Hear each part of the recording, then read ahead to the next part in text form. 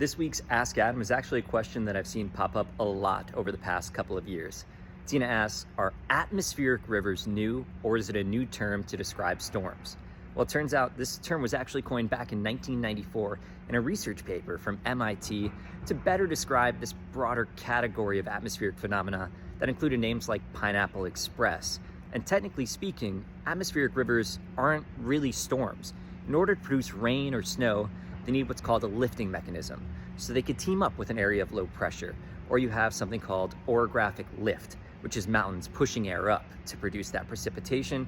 And that happens very frequently here in California in the Coastal Range and the Sierra. These atmospheric rivers happen all around the world, but only at specific latitudes.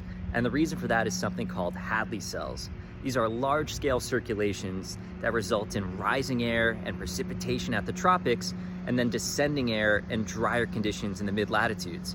This creates an imbalance in the atmosphere, and the atmosphere doesn't like that. It's always trying to find equilibrium. So physically, the most efficient way the atmosphere found to balance itself out is to take that excess moisture and send it to the area that's drier, using that huge plume of water vapor that we call atmospheric rivers. This is the largest transport mechanism of fresh water on Earth, and it's critical for the water budget of the Western United States.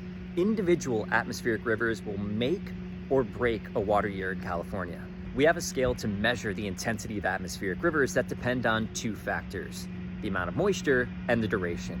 The more moisture and the longer the event, the stronger the atmospheric river. We use this scale to determine how beneficial or hazardous an atmospheric river can be.